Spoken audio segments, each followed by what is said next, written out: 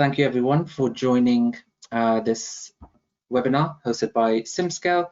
Hopefully you can see me. My name is Dr. Nukman Khan here from Simscale, and the purpose of this webinar is talking about simulating MicroLouvre for low energy building design.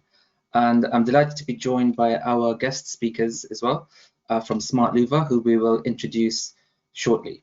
So let's crack on. There's a lot to cover. Let's make some introductions first. Welcome to Simscale. Who are we? Simscale is a software company headquartered in Munich in Germany, and we founded in 2012. We now have over 150,000 users worldwide globally of our Simscale software. And what is the Simscale software? Well, we've created the world's first engineering simulation software on the cloud. And what that means is we can do fluid dynamics, so CFD, FEA, thermodynamics, and that's all accessed via a web browser. We can talk more during this webinar about how we simulated the MicroLouvre product. For now, I'm going to let my colleague Darren Lynch introduce himself. Darren, welcome. Hi, thank you. Yes, my name is Darren Lynch. I'm an application engineer here at Simscale. Today I'm representing the CFD side of things. So when we get onto the presentation regarding CFD, that's the bit that I'll be covering. So really great to be joining the webinar, and looking forward to answering some of your questions at the end. Fantastic, thank you, Darren. Now let's go on to, you've seen a bit about Simscale. Like I said, I'm delighted to welcome colleagues from Smartlouvre Technology Ltd in the UK, especially Andrew Cooper, Managing Director, and Carter Gilbert, who's the Engineering Manager. I'd like to hand over now to Mr. Andrew Cooper. And Andrew, first of all, welcome to this webinar with Simscale. And if I can ask you please to introduce yourselves, and let's hear a little bit about Smartlouvre. Tell us a bit about Smartlouvre, please. Well, as Nagman quite correctly said, I'm Andrew Cooper, and we are Smartlouvre Technology. And this is one of our wire weaving looms, which are the only machines of their kind in the world. We shipped these over from the United States on a rescue mission back in 2003. And since then, we've been working on them, computerizing them, and improving the whole production process. But whilst they're modernized now, the basic weaving principles remain the same. We like to think we're engineers, and these machines are engineering masterpieces, allowing us to create a micro-fine louvered metal fabric with exceptionally fine tolerances, which you'll be hearing about later.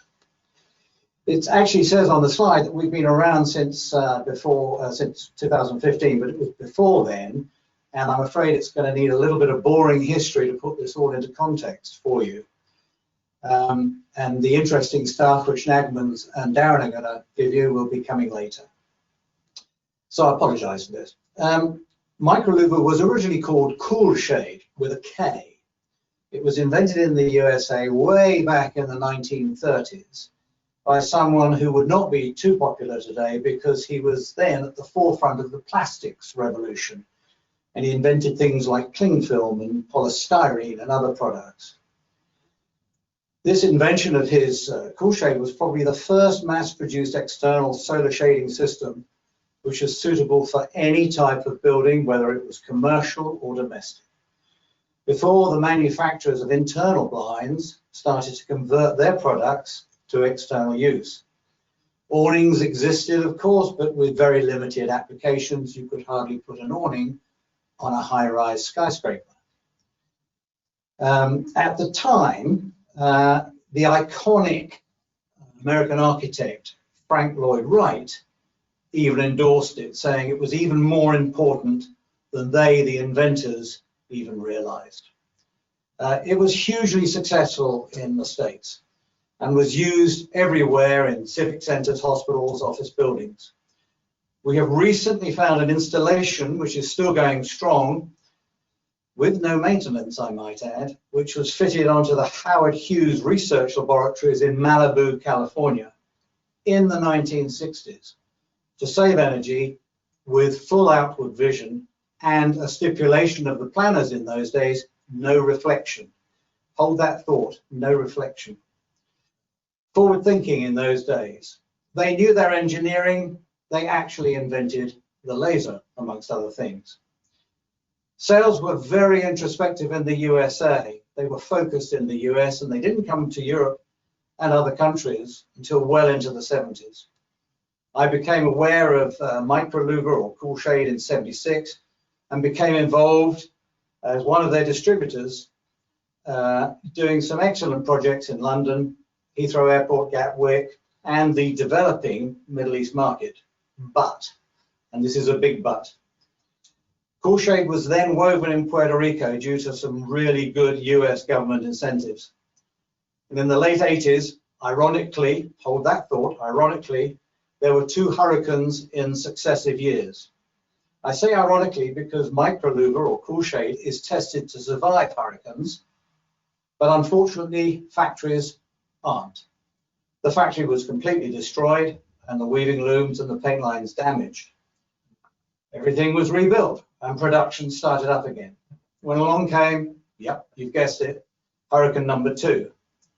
Everything was destroyed again, but this time there were huge insurance shortfalls because they couldn't afford the insurance. I, in the meantime, had to start up in another business, which was fire and smoke containment. Cool Shade, as it was eventually sold to a US distributor and then relocated to Dallas-Fort Worth, Texas, but it never recovered. It was, dare I say, due to lack of funding, bad management, and poor supply, and it was on the point of disappearing. And this is when I jumped in, because I brought the machines back to the UK in the early 2000s, where they were mothballed, put into storage, until a few years ago when I sold my main business and was able to focus my attention on resurrecting this brilliantly designed product. So we have now finalized plans for completely new machines, which we'll be starting to manufacture next year. As I said already, we like to think we are engineers before we are anything else. Fantastic, really great to hear the the history about how you've actually brought this fantastic product to the UK, really, and to other parts of the world. This is the agenda we'd like to cover today. So we're going to talk a little bit about the MicroLouvre product. You're going to hear from Smartlouvre as well directly, and then we're going to show you how between us we simulated the airflow and the aerodynamics of the MicroLouvre product, and then its thermal performance and the benefits of using MicroLouvre and how that was evidenced using, well, simulation and modeling. And then we'll look at some examples and have some Q&A towards the end. So fantastic. Let's hear a little bit now. What is the MicroLouvre product? A bit more about the details. Right, well, it's Andrew Cooper again. And before I hand over to Carter, who is the highly technical man, could I just please say, understand the scale of MicroLouvre. In fact, how small it is on the holding page. You saw a greatly magnified image, and on Simscale's subsequent slides, you're going to see a magnified image. This is tiny. The louver is paper thin. It's no thicker than an eyelash, and it's as wide as a grain of rice. It's only 1.2 millimeters wide, and there are 17 of these MicroLouvres to every 25 millimeters or inch of the metal fabric.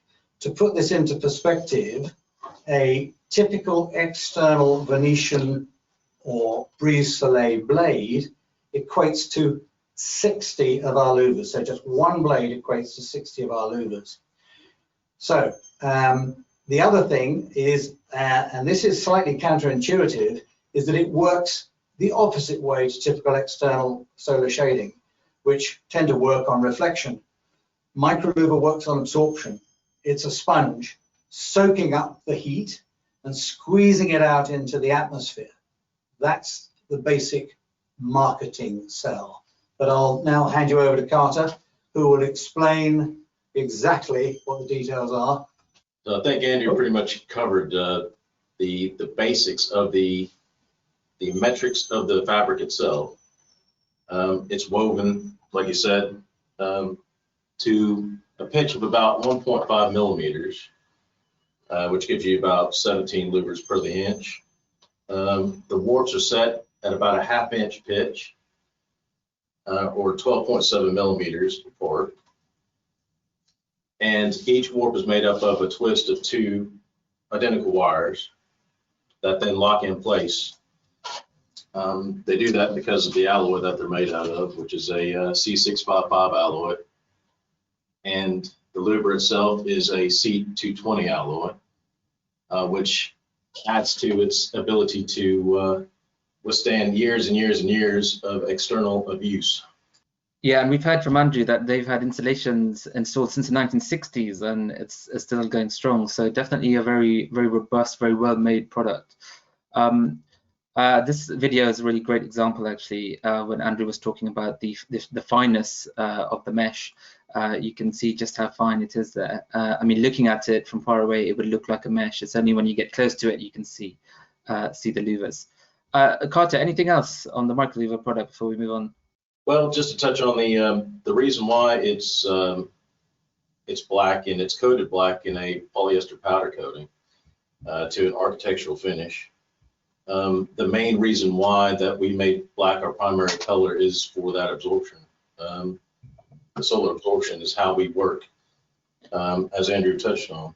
The fact that it doesn't re-reflect the light means that the vision through it makes it what we call selectively invisible. If you're looking at this slide now, you can see straight through the mesh. So the vision outward, which is now hugely important for visual and environmental comfort, is almost perfect. Absolutely, another great benefit of using the MicroLouvre, and really great for anyone considering this for, especially where daylighting is important as well. Let's take a look at the physical and thermal, solar and optical properties of the MicroLouvre device then. I think one of the key things I really liked about the MicroLouvre and Smartlouvre technology is they have a huge amount of data available about the products. And this is data that has been is based on some fantastic and very well-known independent research organizations, for example, Fraunhofer Institute, where they've done extensive testing of the product, different types of testing, thermal, physical. We have data on solar, on optical properties, on the material properties. And these are all fully referenced reports and test data available through Smartlouvre and the Smartlouvre website. And if you want this information, you can get in touch directly with Smartlouvre. Andrew, how important is it to have that independent data, verified data, I guess, for any architect engineer looking to integrate products on their building designs? Well, it's essential. I mean, I come from a background of fire, where certification testing was paramount, because otherwise you had body bags. And that's carried on into this business, not because of the body bags, but the fact that in this day and age, this type of information is just essential. And there are so many reckless claims made out there in the marketplace which are too readily accepted. So we believe that testing, and then ending up with an organization like Simscale is absolutely essential. Fantastic. Brilliant. Let's see how we took that data then and actually conducted some really great simulations. So the first part of simulation is where we're talking about airflow and the aerodynamics of the MicroLouvre, and I'd like to hand over to my colleague Darren Lynch. I'm firstly going to start with a bit of an overview of what we set out to achieve here. So simulating a MicroLouvre of such a small scale is incredibly hard for CFD, and to be able to model this actually in CFD platforms and other CFD tools, this is going to be incredibly challenging.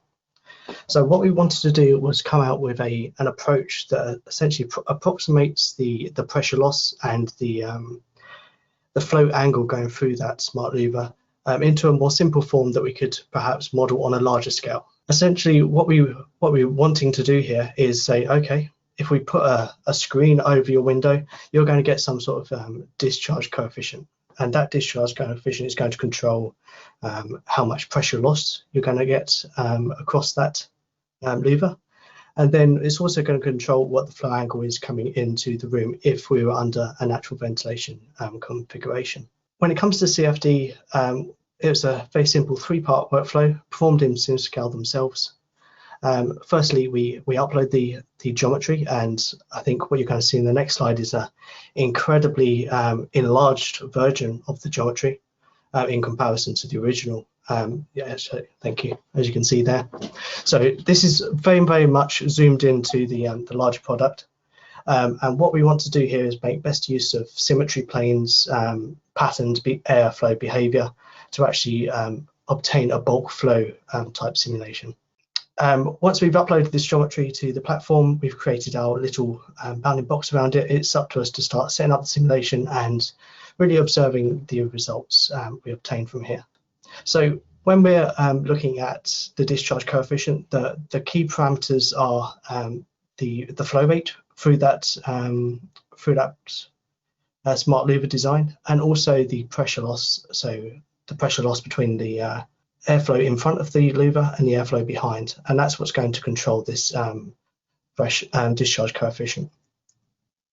So in this scenario, this was quite a high velocity. This was 10 meters per second. We obtained a pressure drop of about 40 pascals, and that was converted to a discharge coefficient, as was many other different operating points. And we use this to model a curve and essentially obtain the discharge coefficient at the end. So just looking at some particular flow characteristics of this design, obviously we've put a scale here. We're emphasizing that this is an incredibly tiny product. You can see here we've got a scale of 1.2 millimeters. And you can see some of the typical flow phenomena that you would expect from a louver, albeit this is much, much smaller. Where we have flow separation, we've got a wake, a stagnation point, and it's these kind of things that is going to induce a pressure drop between the front and the back of that louver. So all things taken into account, we can see actually on here the velocity profiles where you're going to get speed up around that front of the louver, and obviously in the back and also close to the walls we've got a much slower flow. We've got a few more post-processing images here just to show what that looks like on this small scale. So obviously if you're looking at this on a much larger picture, you wouldn't see this level of detail, but zooming right into that that louver, you can actually see how this flow moves in 3D between the louvers and out the back on the right there, and also in a bit more detail on the bottom left. So how do we take this this simulation and make it reproducible? How would I take this very small section of the louver and actually model the whole louver in a larger design? And the answer is a porous media modeling approximation. And what we mean by that is we're going to look at some parameters. We're going to model the pressure loss and therefore represent it just as an arbitrary shape. This means that we don't have to bring in a very large Smartlouvre design with possibly thousands or tens of thousands of louvers within that to actually have to mesh, because obviously in CFD meshing is a huge problem with complex designs like this, and just represent it as a simple block shape with a much smaller mesh. So here we can see that we've taken these pressure drop values, we've done some calculations, and we've produced what we call a Darcy-Forchner coefficient model. And this is in multiple dimensions. And the job here is to make sure that not only do we get the pressure drop across the normal direction of the louver, but we also make sure that the flow angle changes going through that louver system. So if we were to model this on the front of a building with an open window, we would make sure that we get the airflow redirection through that louver. And we can see that all the relevant parameters that you need to set up this model in your local CFD software or on the Simscale platform are listed on the right there. And this includes the flow axis, the Darcy coefficient, which is labeled as D, and the Forchner coefficient, which is labeled as F. And that is labeled for both the local X and the local Y ordinate system. So just to reiterate why this is so important, I think this is really critical here. So what we've done is we've explicitly modeled the MicroLouvre product, as in imported the physical geometry. And because it's so fine, it's not always easy to simulate its performance on a full building scale. Like you said, you would have tens and thousands of these MicroLouvres, individual louvers modeled on the building, and the meshing requirements for CFD would be enormous. They might even be prohibitive. So what Darren has done is run a range of simulations at different wind speeds, wind directions, and created this more generic model, which kind of has an umbrella term under porous media. And we've come up with these Darcy-Forchheimer coefficients. What this means is, if you're simulating a MicroLouvre product for CFD purposes, any other CFD tool, you can just use this data here, and and these are standard inputs into most CFD tools, right? And that would give you the equivalent performance without necessarily needing to model the physical geometry of the MicroLouvre. So this is a huge service, I think, to the building simulation community to be able to have this kind of relationship. So, and it's very significant. I mean, we have people joining this webinar who are experts in CFD and modeling using a range of tools, and I think that's the important message here. MicroLouvre now is able to be modeled in a range of tools, so it's kind of software tool agnostic, as it were, because we have all that data and we have the methodology on how to model this. Darren, thank you for that. Next couple of slides. Lovely, thank you. Yeah, so that was just CFD modeling. So how would we reproduce this in a CFD model? Of course, in the industry that we're talking about, we're much more likely to take this into a thermal simulation. So a thermal modeling simulation where we might have to provide a discharge coefficient, a single discharge coefficient. So that is also what we did here. We took, not only did we create a porous media model, but we also took the same pressure values and created this nominal CD value of 0.4. So I think that's what Nagman's going to be using later when he talks about thermal modeling. But for now, these are the parameters that we've used to create that. Thank you, Darren. And here's an example where we've used that porous media model here. You can see on the left-hand side, you can see the fineness of the MicroLouvre mesh, and we've used that. There's constants that Darren generated to model airflow into a room, and this kind of simulation is easy now because of that porous media model. And solving time is faster because you don't have to model the explicit geometry to that much detail. Andrew, this is an interesting outcome. I mean, it's a great way of bringing in natural ventilation into spaces. What's your thoughts? Well, you're absolutely right, Nagman. I don't want to be seen or heard to be ambulance chasing, but we have got this damn COVID situation at the moment. And if you're aware of the social media that has been going on and the publicity that came from SIBSE, that's our own UK body, from simulations from Oregon University, Harvard, even from, and I'm not even going to try and pronounce it, a study in China, this actually simulates just how COVID can be stopped from spreading by directing the airflow, natural ventilation, up and away into the extract units, so that it in fact greatly reduces the problems, not just of COVID, but of any virus or any infection like that. And this simulation, coincidentally, is almost identical to all of the other simulations that we've seen, even from El País, the Spanish newspaper, where they have the most terrible problems. They've put out almost exactly this type of thing to show how COVID can be controlled. So that's all I want to say. Great, and let's in a later section we're going to cover shortly. We'll talk a bit about using discharge coefficients in thermal modeling software to represent the MicroLouvre. Fantastic. One other thing we wanted to show, obviously, MicroLouvre is a alloy composed of copper. It's a metallic component. We've got the material properties for that. Again, published data available from Smartlouvre. So we represented that in the CFD modeling, and you can see here, obviously, under various scenarios of different incident solar gain, you can see it gives rise to this kind of chimney effect where airflow close to the louvres rises up, and this is useful sometimes as well, depending on how you're integrating the louvre in what types of facades. Carter, we were talking earlier about some of your potential clients looking to model the MicroLouvre on the outside of the window, in a double skin facade, in a faux facade. I guess it's applicable to a wide range of applications. Is that right? That's right. That's right. basically, we played around with the idea of encapsulating or even putting MicroLouvre behind glass that is naturally ventilated, and by the effects that the sun's heat heats up the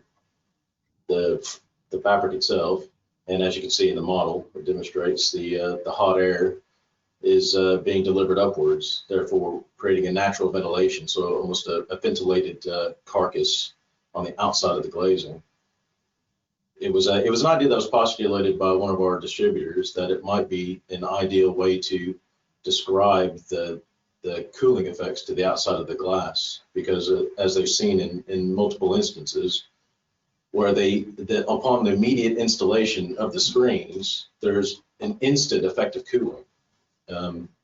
That seems beyond the ambient temperature effects, if you know what I mean. And it's also, if I could just butt in, a totally different subject, but it's been tested in Australia for bushfire protection, heat attenuation, and it's exactly this effect that has given us some of the top results in that particular medium. So even for something as diverse as bushfires and wildfires. I think the key message here for me is, look, there's a lot of physics that needs to be captured for the MicroLouvre to represent its performance properly, right? Because otherwise you could underestimate its performance, and you wouldn't want that. So now you've seen this capability, you know, architects, engineers, consultants who are watching this. If you have projects you think are interesting where MicroLouvre might be able to help, and in any application, you know, whether the MicroLouvre is on the outside of a window, in a cavity, in a ventilated cavity of some sorts, like a double skin facade or faux facade, really talk to Smartlouvre, because they have the capability to be able to explain the dynamics of how it performs. Great. Let's crack on. We're doing well for time. So let's take a look at the thermal performance, right? Because this is really important as well. So CFD is really great, really important. And what we've done is simulated the performance in CFD to be able to bring it into various thermal modeling tools. And a lot of the community out there will be using these dynamic simulation tools or thermal modeling tools to represent, you know, to model their buildings and designs and get it through compliance and various other bits.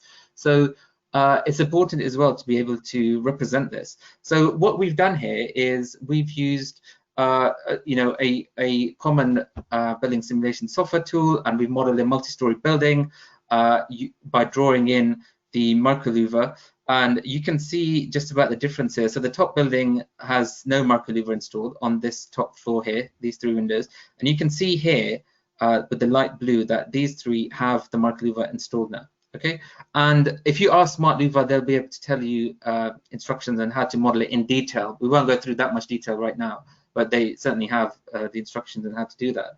And this was an example building, right? So this is a base case that was set up, and it was in the London climate area, and we've got standard kind of constructions here, which are compliant with Part L 2013 of the UK building regulations, and it was simulated under various scenarios, you know, with and without cooling, to see the impact on cooling load, with and without natural ventilation, and you can see the relevant internal gains and occupancy profiles there to make it a realistic simulation.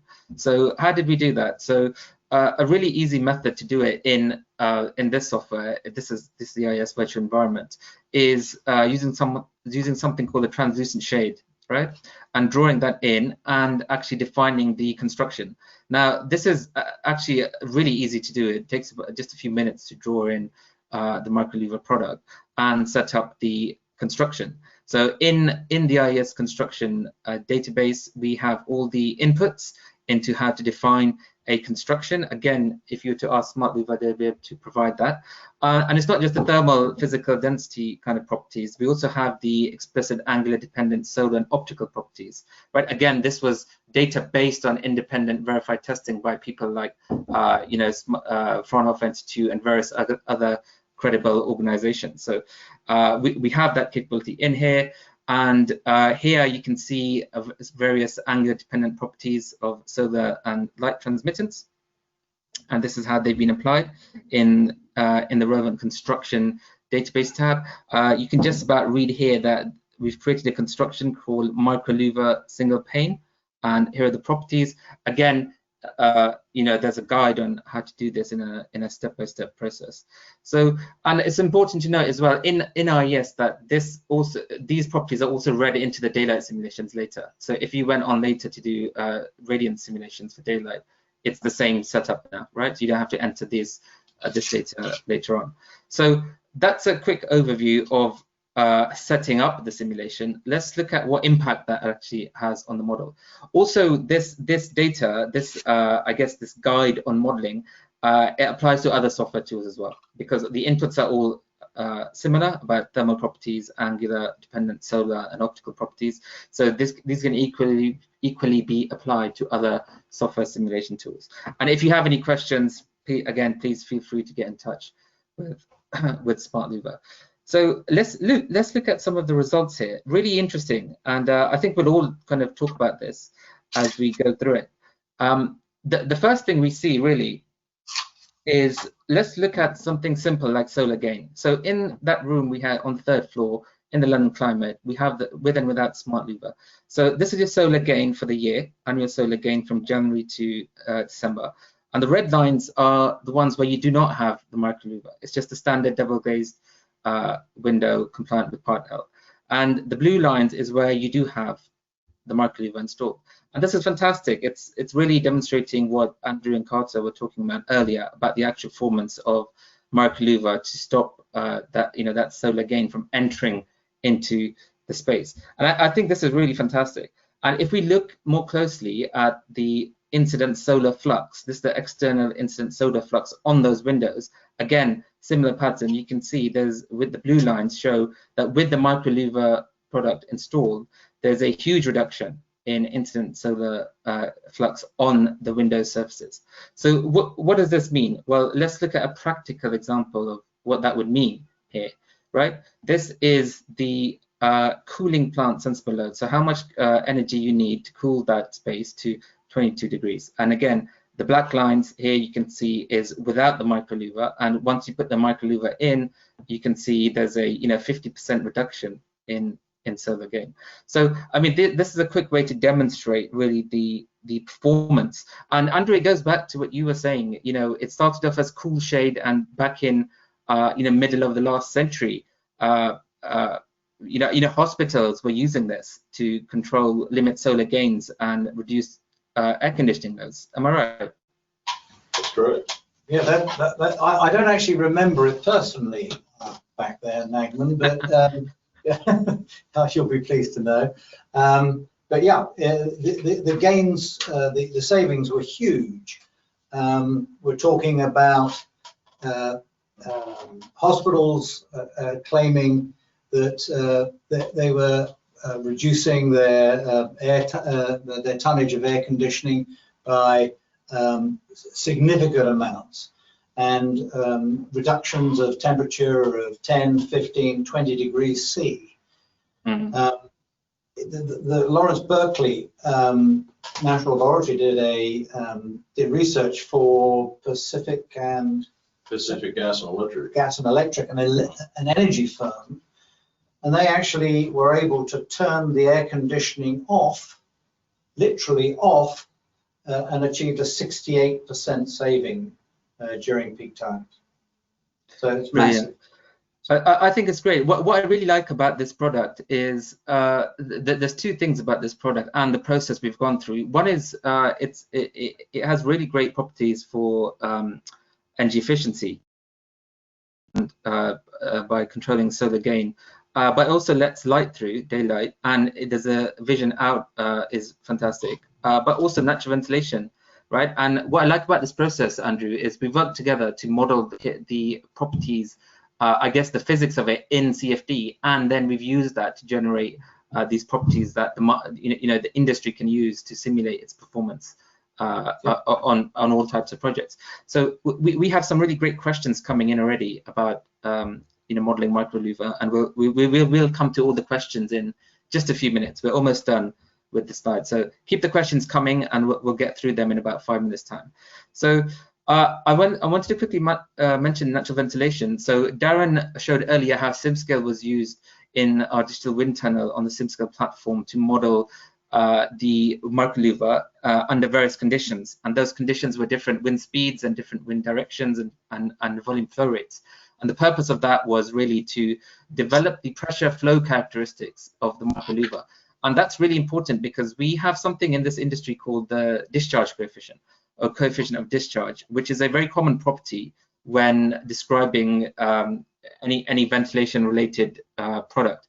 And it's also really important when modeling these products. So people who are familiar with simulation and modeling, you will know whenever you have to model some kind of louver, grill, duct or combinations, things like wind catchers or roof turrets, you have to have this data available, because that's how common software types really determine how much flow comes in through that.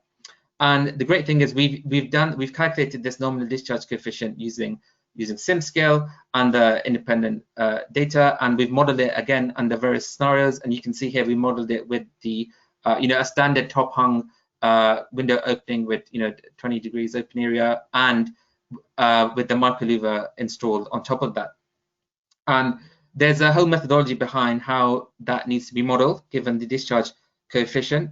It's very easy to do, right? And we have documentation on how to do that. But I wanted to look at the results. I guess we can look at either chart, but if we look at the right one, for example, what this is saying is the black line is just the window on its own, right? So if you have these big windows open, this is how much flow you're getting.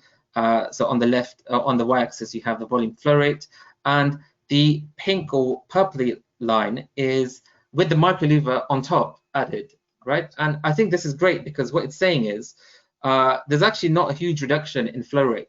And the reason this is important is because we have the discharge coefficient and the MicroLouvre product has a really, let's say, generous open area, it can also be used really well for natural ventilation, right? So, or rather, flipping it the other way, the conversation is if you're using it to control solar gains, your natural ventilation will not be compromised, right? So this is a great product. Normally, there's always a trade-off, right? If you're using solar, if you're controlling solar gains a lot, your daylight will suffer, or your nat vent will suffer, or the other way around, right? But one of the things I like about this product is actually it can give you a really good, well-balanced outcome for all three of those criteria. And again, because we modeled the pressure flow characteristics in Simscale, we're confident about that discharge coefficient that you can use to model this in various types of software. And also, don't forget the porous media. If you are looking to model this in a lot of detail in a specialist CFD package,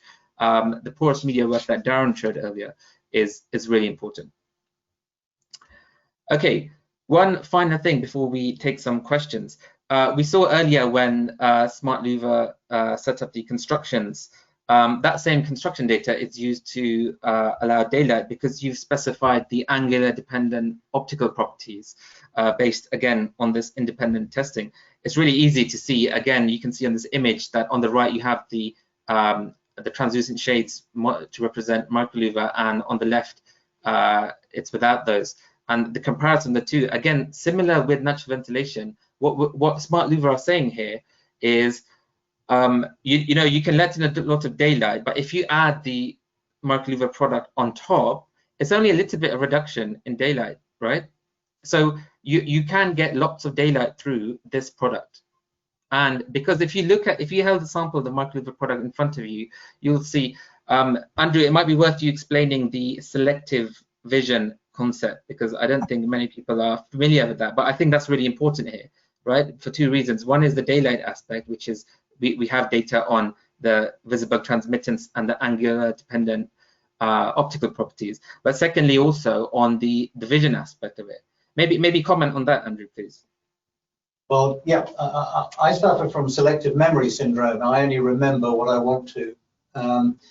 Selective vision or selective invisibility syndrome is basically where if you want to look at something, you will see it. So if you have a scratch on your glasses, or you have dirty glasses, or you have something on your windscreen, and you decide to look at it, then you'll see it.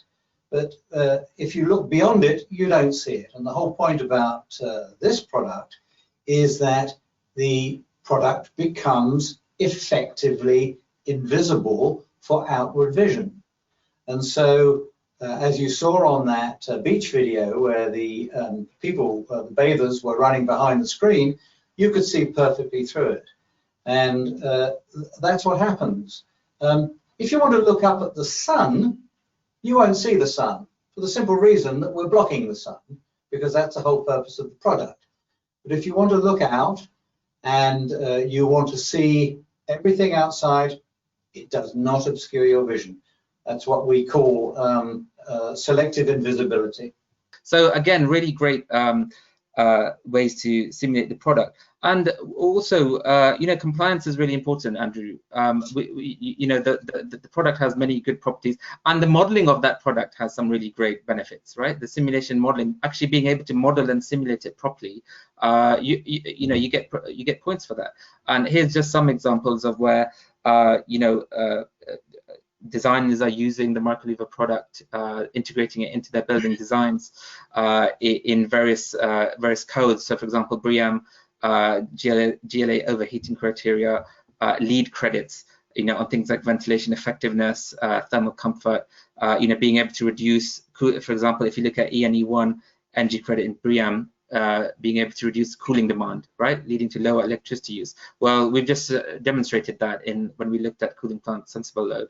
The airflow ventilation effectiveness, Simscale has been used to model the discharge coefficient. So now you can actually, because of Simscale, model these products. So I think this is really important to kind of complete the story, right? That it's great modeling, being able to model these products, but what's the end goal here? We want to create these really well-performing, tending towards net zero, comfortable, healthy buildings which are safe for occupiers. And here's a great product, and here's how to simulate and model it from the work Simscale and Smartlouvre have done together. And Simscale, we actually have another webinar happening next week where we talk a bit more about modeling for compliance, and do sign up to that as well. So that's been really great. Thank you, Andrew and Carter. We have a few questions to get through. Darren, maybe you can just filter through the questions and give the really hard ones to Andrew. And while you're having a look there, we've put up some additional resources here for anyone who wants to see more information. So Smartlouvre and Simscale published this case study, which is available on our website. That's live. Please have a read of that. For more information about the product, obviously, you can contact Smartlouvre directly as well, and the data about the MicroLouvre product. And if you're interested in getting started with CFD, we have a free community plan. Please sign up at Simscale. We can talk more about how we simulated the MicroLouvre product. And feel free to get in touch with either Andrew or myself if you want more information. Nagman, yes. Could I jump in? Could you just go back to the previous slide? Yeah, that's it. Now, I can't claim that this is a credit for energy rating systems. This is in some ways a little bit more important, but following the awful fire we had a couple of years ago in London, the UK building regulations have changed, quite rightly so, and basically any thing on the building envelope, which includes solar protection, solar shading devices, now has to not just get a credit, it actually has to comply with a very stringent reaction to fire and combustibility rating, which is A1/A2. That's the reaction to fire. That is now part of the building regulations. And as you've seen from or heard, this is an all-metal product. And so we don't have a problem complying with what is now a regulation for any building that is over a certain height that has any element of residential in it. So that would apply to hospitals, it would apply to apartment blocks, it would apply to halls of residences and so on. So I'm sorry, it's not a credit, it's actually mandatory. Absolutely, and a great point, Andrew. Absolutely, very, very important that people pick up on that as well, and you can appreciate the totality of a product's performance. Yeah, so thank you for bringing that up. We have time to take a few questions. I will leave it on this resource slide while we're going through those. Darren? Perfect, yes. I think the first question I'm going to ask is directed more towards Smartlouvre, so Andrew and Carter. And the question is, how does the performance of the MicroLouvres compare to the standard external blinds? Well, unlike standard external blinds, our product is fixed. And we don't have near the heat buildup in our product, i.e. the exchange is much faster from the solar heat gain to atmosphere. So we have a definite advantage as far as accumulating heat in our product and trying to get rid of that heat as efficiently as possible. We don't have to be moved out of the way like large louver systems that do block your vision. And apart from that, it's so much easier to install and creates no issue, loading issues or maintenance issues on the building itself. Great, thank you. So, and the next question is from Stephen. So it says, you've shown a solar cutoff angle of 40 degrees. Coolshade used to have a lower cutoff version for low sun angle applications. Do you offer that as well? We're working on it. We're working on it is the answer to that. That early version, that's what it's being referred to, the low sun angle or low shadow angle fabric. It was produced on the machines like we do now, but it went through a secondary process where they crushed the louvers together. That machine, there was only one machine ever built, and it no longer exists. And I worked on several designs to create a new machine to do the same thing. But as yet, we have not committed to that, as we've found that the product itself is doing the job. But we are looking at options to increase the pitch, should we say, or we bring the louvers closer together. The machine didn't survive. I think it was the second hurricane. It didn't survive that. It's a great shame for several reasons. Slightly flippantly, that particular version of the fabric, low sun angle, was used by George Lucas on the original Star Wars films to model the TIE fighter wings, and we are constantly being asked by the Star Wars fanatics to supply that fabric, which unfortunately we can't do. The fabric is also now being used quite widely in lighting because of the ability to kick the light and make the light anti-glare and so on. And the low sun angle would be perfect for that.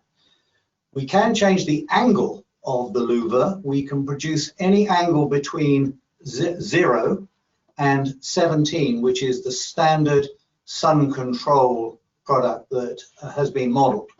So we can change the angle, but we can't change the number of louvers to the inch, which were 23 in the product that you're talking about. But as Carter says, we're working on it. Thank you, Andrew. Darren, let's whiz through a few more questions. We've only got about 5-6 minutes. Yep. Yeah, no worries. So there was another question, will we be able to watch the recording of the webinar? Of course, the answer is yes. We're recording this and we will process it and send it out to you in a email chain. Another question maybe towards you, Nagman. Is it possible to simulate thermal performance in EDSL TAS software? Absolutely, yeah. One of the comments we made earlier was the simulation parameters, as it were, are well documented now, and most of these software tools have the same kind of inputs. So please get in touch with either of us, Smartlouvre, and we can provide you more information on how to do that. Perfect, thank you. Is there time for a few more questions? Yeah. Let's take 2 or 3 more. No worries. If the benefit of the louvres is to reflect the heat in summer, is this counterproductive in the winter? I think, Nagman, this refers back to some of your slides earlier.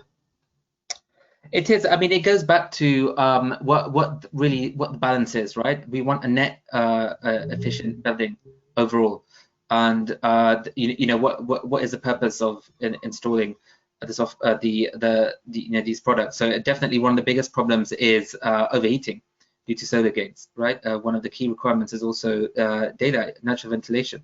So I think that's more of a question on the overall design strategy of the building rather than about any product, on its own. That would be my response. And they're not intended to reflect; they're intended to absorb. And at the lower sun angle, with the angle that we produce the louvres at 17, the lower sun angles do tend to penetrate to give heat gain during the winter months. Not a huge amount, but it helps. Everything helps. Yeah. Next question, Darren. No worries. Do you have any comparison with screen fabrics? Oh, yes. Yeah. Quick answer, please, Andrew and Carter. Basically, as far as your classic external shading weaves, we have data that compares us against those, but they typically have very, very little light transmission.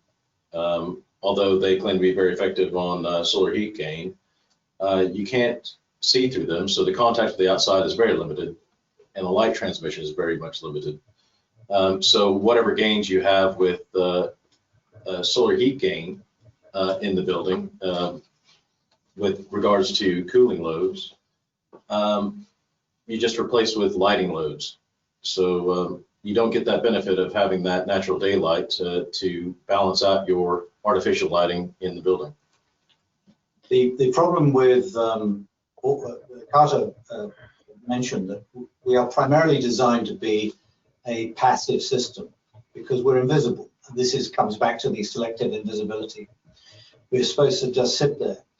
You can compare us, if you want, with the traditional sunscreening automated systems. Of course, those automated systems don't work when there's even a moderate wind. They have to be retracted or else they damage. There's maintenance, of course, service and maintenance for them, whereas the MicroLouvre product, as proven by the Howard Hughes laboratory, is maintenance free. And the durability is huge, 60 years. So once you've worked out the benefits of just leaving it in place, not even worrying about maintenance or anything like that, it answers itself. That's right. And it's something that you can't get with your standard woven products. You're not going to see them installed on 27-story buildings, which we are. So that's probably the biggest. I think that's a really great point. We're gonna have to. Force winds. Yeah. Darren, should we take one or two, maybe one more question from recent ones that have come in, and then we can wrap up? Sure. I've actually saved the question log, so any ones that we don't read out now, we will, of course, reply and follow up. I think the last question we can have is, as the louvres are made of copper or bronze, is the carbon footprint a negative factor? That's a great question. Obviously, there's a lot more emphasis now on the LCA, life cycle analysis, and embodied carbon. Andrew, Carter, you must have information somewhere in the supply chain, I guess, that we can use to answer that question, in the near future. That's right. Well, as far as the metal is concerned, it's fully recyclable, and there are net gains in carbon savings over the lifetime of the product, where energy savings are found. So imagine the net carbon exchange, if you will. The cost of manufacture is far less than what will be gained by the consumer. And then at the end of the life cycle, it is fully recyclable, so it will then be reproduced into something else. And a life cycle of 30, 40, 50, 60 years. There are no plastics used in the product, which is an irony considering it was invented by somebody who invented lots of plastics. And as Carter said, the energy savings are just massive.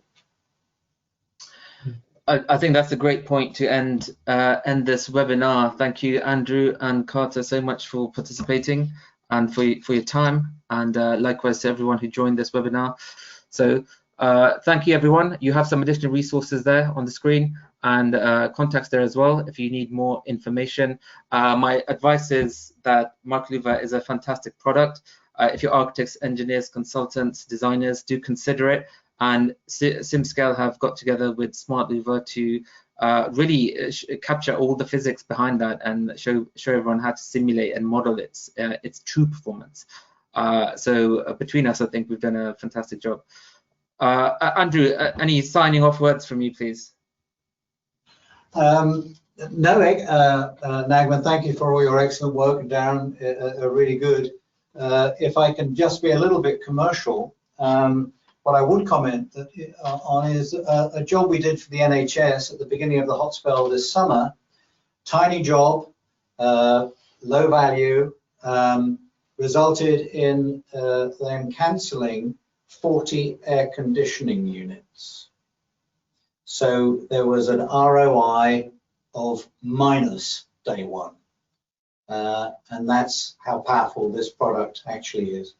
And I'm glad to say Simscale have done an excellent job where nobody else could do it, of modeling it for us. Thank you. Andrew, thank you. That's a great statistic, by the way. Thanks for sharing that. And next time we'll talk more about TIE fighters and Star Wars. Thank you, everyone, for joining. Have a good evening, and wish you all the best. Thanks very much. Goodbye.